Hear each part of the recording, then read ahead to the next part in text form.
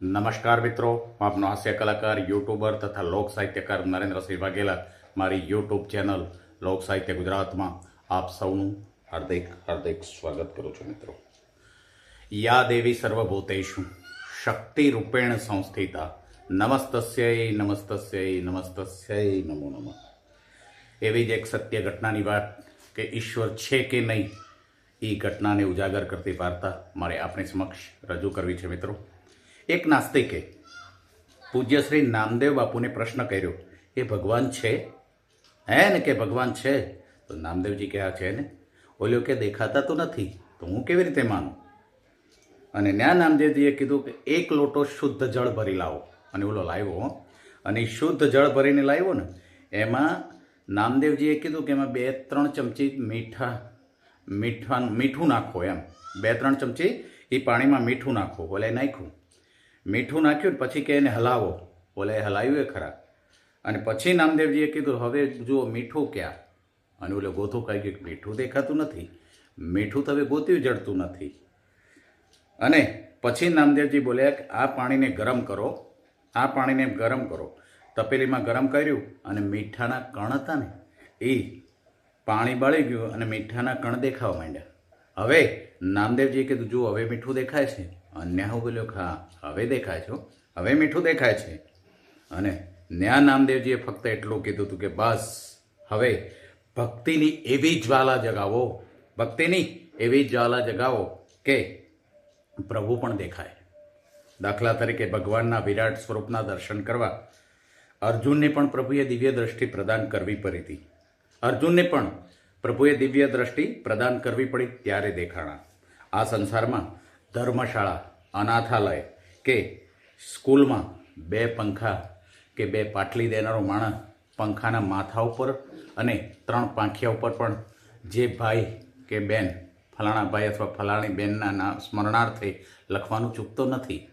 એ લખવાનું માણસ ક્યારેય ભૂલ્યો નથી, પણ પંખાની સ્વિચ પાડો ને એટલે એની પેઢીઓ ચક્કર ભ્રમણ ફરવા માંડે.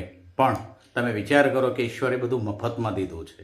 ઈશ્વરે આપણે સમસ્ત પ્રકૃતિ જગત આખું ફ્રીમાં દીધું છે ને, એટલે એની કોઈ કદર નથી.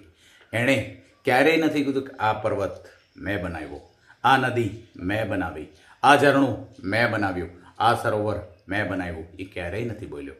અને સાહેબ એ તો છોડો, જીબી કે ટોરેન્ટ પાવેન્ટના લાઇટ બિલ આવે ને, એ બિલ ભરતા આંખી ફાટી જતી હોય ને, અને ઓલ્યો જે દી પરમ કૃપાળુ પરમાત્મા ન કરે નારાયણ અને કરે સત્યનારાયણ, એ બિલો મોકલવાનું ચાલુ કરે ને, ચંદ્રની શીતળતાનું બિલ એસીના બદલામાં, સૂર્યપ્રકાશ ટ્યુબલાઇટ કે બલ્બના બદલામાં, આ બધા બિલો જો એ મોકલવાનું ચાલુ કરે તો એનું મહત્ત્વ સમજાય. પણ ઈશ્વર ગાંડો નથી.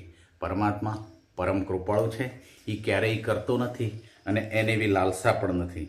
હવે અખિલ બ્રહ્માંડનો માલિક ઈશ્વર સૂર્ય, ચંદ્ર, તારા, આકાશ, બ્રહ્માંડ, નદીઓ, સરોવરો પર ક્યાંય પોતાના નામનો ઉલ્લેખ નથી કરતો. અને આ 2 માથાનો માનવી એ નામ લખવાનું ચૂકતો નથી અને પ્રભુ એને વિસરાઈ પણ જાય છે. અરે સાહેબ, એ તો છોડો, હું નાનો હતો ને 2001માં જ્યારે ભૂકંપ આવ્યો ત્યારે શેરીએ અને ગલીએ ડોશીઓ બધી રામ નામ જપતી હતી, ધરતી માતાનો દીવો કરતી અને ગોપાલ બોલો હરિ ગોવિંદ બોલો, ગોપાલ બોલો હરિ ગોવિંદ બોલો, આવા રાગડા તાણતા. અને એમાં સિનિયર સિટીઝન એટલે કે જેના કિલોમીટર ઓછા હોય, જેની આ જીવનશૈલીની મુસાફરી બહુ ટૂંકી હોય ને બાકી, એવા લોકોની હાજરી પુષ્કળ હતી. અને યંગેસ્ટ નવયુવાનો, દીકરા દીકરીઓની હાજરી બહુ પાંખી હતી. શું પ્રભુએ એમને અમરત્વનું પ્રમાણપત્ર આપ્યું? પ્રભુએ એમને અમરત્વનું પ્રમાણપત્ર દીધું છે? નહીં. તો પછી એને શું કામ વિસરી જાઓ છો? પણ આ દુનિયા એટલી લાલચુ અને લાલસા ભરેલી અભિલાષાઓમાં જીવે છે કે જેની કોઈ હદ નથી. બાકી સાહેબ, મંદિરે જવાનો વિચાર આવતા ફક્ત ને ફક્ત 60 સેકન્ડ લાગે છે. મંદિરે જવાનો વિચાર કરતાં ફક્ત ને ફક્ત 60 સેકન્ડ જ લાગે છે. અને એ જ મંદિરના પગથિયા ચડતા જિંદગીમાં ધોળા વાળ આવી જાય છે. અને 60 વર્ષે આપણે મંદિરના પગથિયા ચડીએ છીએ. 60 વર્ષે તો આપણે મંદિરના પગથિયા ચડે. શું કામ? કે વ્યવહારિક કામો બાકી રહી જાય છે. વ્યવહારિક કામો કે મારા દીકરાને દીકરીને પરણાવી દઉં, એક સારું મકાન બનાવી દઉં, ગાડી લાવી દઉં. પછી દીકરો પરણાવી રહે એટલે લાલસા વધે કે હવે એના દીકરાને થોડું રમાડીને જાઉં, એને જોઈને જાઉં, એને થોડો હાલતો થાય પછી કે એને નિશાળે મૂકવા જાઉં. પછી કંઈક માગે, કાલી ગેલી ભાષાની સાંભળી લો, દાદા મને આ દઈ દો ને, દાદા મને ઓલું લાવી દો ને. આ સાંભળવાની લાલસા, આ ક્યારેય જીવનમાંથી પૂરું નથી થવાનું. મિત્રો, કામ તો જીવનમાં ક્યારેય ખૂટવાના જ નથી, કારણ કે આપણી આશાઓ અને અભિલાષાઓનો કોઈ પાર નથી. એટલે લાલચ કહે છે ને એક બુરી બલા છે. જીવવાની બહુ લાલસા ન રાખો. કેટલું જીવ્યા એ મહત્ત્વનું નથી, પણ કેવું જીવ્યા એ અતિ મહત્ત્વનું છે. પણ આપણે આમાંથી બહાર નથી આવતા. હમણાં શિવાલય આગળથી હું નીકળ્યો ભાદરવાના પ્રથમ દિવસે, અને ભગવાન ભોળિયો નાથ હાથમાં ત્રિશૂળ લઈ અને ડીમ ડીમ ડીમાક ડીમ ડીમ ડીમાક ડીમ ડીમ ડીમાક ડમરું વગાડતા વગાડતા બહાર નીકળ્યા હતા. અને નેજવા માંડીને આમ ગોતતા હતા કે હાલો લોટો જળદો દૂધનું એ બધા લઈને ભીડમાં આવતા હતા. અને લાઇનમાં ઊભા રહેમાં ઉતાવળ કરતા હતા કે મારે નોકરી જવાનું મોડું થાય છે, મારે ખેતરમાં જવું છે. એ બધા ગયા ક્યાં? એ બધા ક્યાં ગયા એની ખબર નથી પડતી, ગોત્યાય નથી જડતા. પણ જેમ ખેતીમાં શાકભાજીની સિઝન આવે, કપાસની સિઝન આવે, એરંડાની સિઝન આવે, એમ ભક્તિની પણ લોકો એક સિઝન નક્કી કરી છે. અને એ કયો મહિનો ખબર છે તમને બધાને? ખબર છે એ કયો મહિનો? શ્રાવણ મહિનો. ફક્ત શ્રાવણ મહિનામાં જેમ એક તપેલીમાં દૂધ ભરીને તમે ગેસ ઉપર મૂકો, સ્ટવ ઉપર મૂકો, અને જે ઉભરો આવે ને અને દૂધ ઉપર આવે, બસ એવો ઉભરો શ્રાવણ મહિનામાં આવે છે. અને પછી મહિના પછી ભગવાન ભોળિયોનાથ બોલાઈ જાય છે. ભગવાન ભોળિયાનાથને આપણા તાંતણા તૂટી જતા હોય છે. પછી આપણે વ્યવહારિક કામોમાં પડી જઈએ છીએ.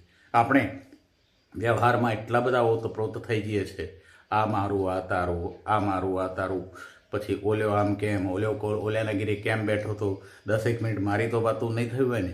આ બધી ભ્રમણાઓનો ત્યાગ કરી અને બે આંખીઓને બંધ કરી અને પરમ કૃપાળુ પરમાત્મામાં જ્યારે પરોવાઈ જશો ને, ત્યારે સાહેબ આ દુનિયામાં તમે કંઈક અલગ જ હશો. અને આ જગતમાં તમે યાદ કરજો કે જેણે કંઈક અલગ કર્યું છે ને એ જ પૂજાણા છે. મીરાબાઈ, આજે લોકો કહે છે કે મોબાઈલ આવી ગયા. અરે મીરાબાઈની વીણાનો તાર જ્યારે જણજણે ને સીધો બ્રહ્માંડમાં સંભળાવતો હતો. નરસૈયાનો તંબુરો જ્યારે જણજણે એ પણ અખિલ બ્રહ્માંડનો નાથ, અખિલ બ્રહ્માંડનો નાથ પરમ કૃપાળુ પરમાત્મા એ રિસીવ કરતો હતો. એ કોલ એ વર્ષોમાં રિસીવ કરતો હતો. એ પછી ભક્ત પ્રહલાદ જ્યારે હાથ કરે તો એ પણ વગર દોરડા, વગર વાયર કે તાતણે કે ના બેટરી ના ચાર્જર, સીધો એના કાને અથડાતો હતો. અને જે કાંઈ કામની આલોચના કરી હોય, જે કંઈ માગણીઓ કરી હોય, કે એણે કીધું કે પ્રભુ આ મારું કામ નથી. નરસરિયાએ ક્યારેય વ્યવહારિક કામ કર્યા જ નથી. ફક્ત નરસિંહ મહેતાએ બધું એને સોંપી જ દીધું હતું કે પ્રભુ આ તને સોંપું છું, આ બધા મારા વ્યવહારિક કામો તું કરજે, હું તારી આધ્યાત્મની લાઈનમાં સંપૂર્ણપણે ડૂબી જઈશ. અને ખરેખર ડૂબી ગયા હતા. કુંવરબાઈનું મામેરું ભરવાનું પણ એમને ભાન નહોતું. શામળિયાની પરણાવો તો વડનગરમાં, એ પણ એમને ખબર નહોતી. પણ એ ખબર પરમ કૃપાળુ પરમાત્મા ઈશ્વરને, કૃષ્ણ કનૈયાને હતી કે આ કાંઈ નહીં કર્યો. કારણ કે આની પાસે કામ જ એટલું બધું છે ભક્તિનું. આની પાસે આધ્યાત્મનો ભંડાર ભર્યો છે. આ મારામાંથી ઊંચો નહીં આવે એટલે મારે એના દરેક કામો કરવા પડશે. મારી ફરજમાં આવે છે કે મારું કામ કર્યું છે, મારા નામનું રટણ કરી રહ્યો છે, તો ચોક્કસ મારે એના કામની તમામ જવાબદારી લેવી જોઈએ. અને ઈશ્વરે કંઈ ખોટ નહોતી રાખી. અરે સાહેબ, નરસૈયાનો જે જમણવાર થયો ને એમાં થાળી વાડકાની ચમચીઓ હોનાની હતી. અને કંઈક લોકો ગજવામાં 2-5 ચમચીઓ ગાલીને, વાડકીઓ ગાલીને ગીરે નાહી ગયા હતા. જ્યારે નરસૈયો કોઈ એક વ્યક્તિને ન જમાડી શકે એવી એની ક્ષમતા, અને હોનાની થાળીને, હોનાના વાડકા, હોનાની ચમચીમાં જમાડી શક્યો છે, એ પરમ કૃપાળુ પરમાત્મા સિવાય બીજું કોણ કરી શકે? અને એને ભરોસો કેટલો મોટો હતો. નરસૈયાનો વિશ્વાસ જુઓ તમે, કેટલો મોટો વિશ્વાસ એને ઈશ્વર ઉપર મૂક્યો હતો કે હે પ્રભુ, તું જે કરીશ એ આ જગતમાં કોઈ નહીં કરી શકે. તું જે કરીશ એ આ જગતમાં કોઈની તાકાત નથી. એટલે મારા દરેક અવસરો તારે કરવાના છે.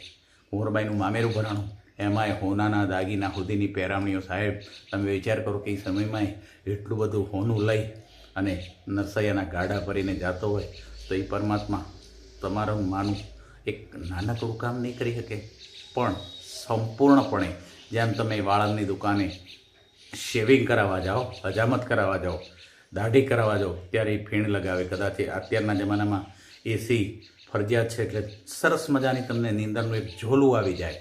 પણ સામેવાળાની હાથમાં અસ્ત્રો છે. ક્યારેય તમે વિશ્વાસ ડગાવ્યો છે કે આ અસ્ત્રાનો ઘા તો મને નહીં કરી દે ને? એની ઉપર એટલો ભરોસો છે કે ચોક્કસ શેવિંગ જ કરશે, મને અસ્ત્રો નહીં મારે.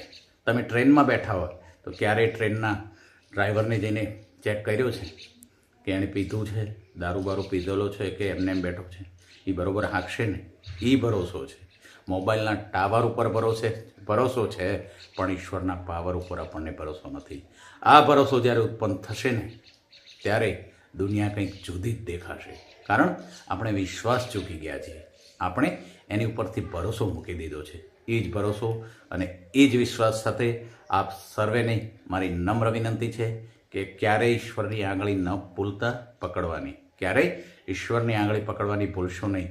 જીવનમાં એનો હાથ પકડાઈ જશે ને તો તમારે કોઈથી દવાખાને જવાની નોબત નહીં આવે. અને દવાખાને જવા માટે જો ખર્ચાના પૈસા નહીં હોય ને તો પડોશી કે મિત્રના પગ ક્યારેય નહીં પકડવા પડે. અને ના તો જીવ બચાવવા માટે ડૉક્ટરના પગ પકડવા પડે. કારણ કે તમે પરમ કૃપાળુ પરમાત્માના પગ પકડી લીધા છે. પછી એ તમને તારશે જ. એવો જ ભરોસો એની પર રાખજો. ક્યારે બસ ડ્રાઈવરને તમે નથી જોયો કે કેમ નહીં હકારશે, એ પહોંચાડશે ઠેકાણે કે નહીં. બસ આ વિશ્વાસ અને ભરોસા સાથે એની ભક્તિ કરતા રહો. Thank you.